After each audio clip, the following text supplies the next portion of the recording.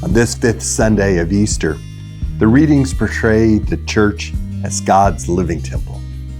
Against the backdrop of the building of Herod's great temple, the New Testament proclaims a new and greater dwelling place for God, not made of stones, but a gathered people, a church founded on Jesus Christ. This new sanctuary replaces the old and remains God's presence on earth until the end of time. Our first reading continues from the book of Acts. And it shows that clearly in the early church, there were problems, there were issues.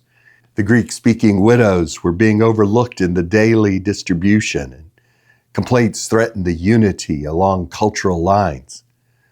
Rather than ignore the need or abandon their preaching, the apostles selected 7 reputable, spirit-filled men, many with Greek names, to ensure fair and organized care. The result was not division, but unity, a strengthened communion. Charity is protected, leadership is shared, and the word of God continued to spread. Our second reading continues from the first letter of Peter to his nascent church. It's addressed to believers who are living on the margin. This reading redefines what dignity and who belongs.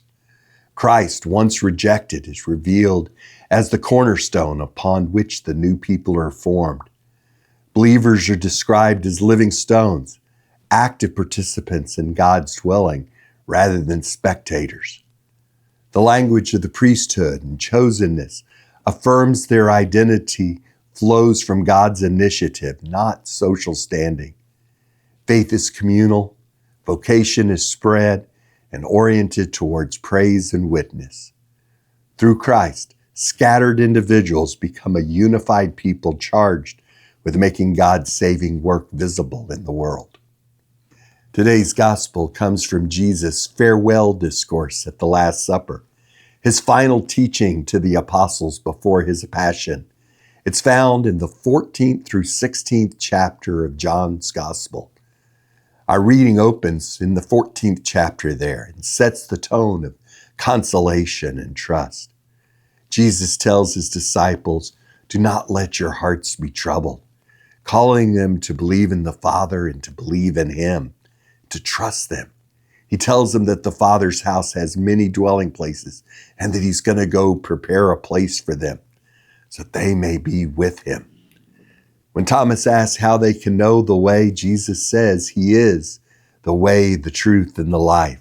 He is the access to the Father. The Father is through him.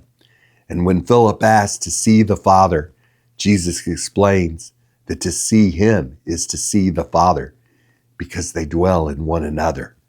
He assures them that those who believe will share in the saving mission through the church.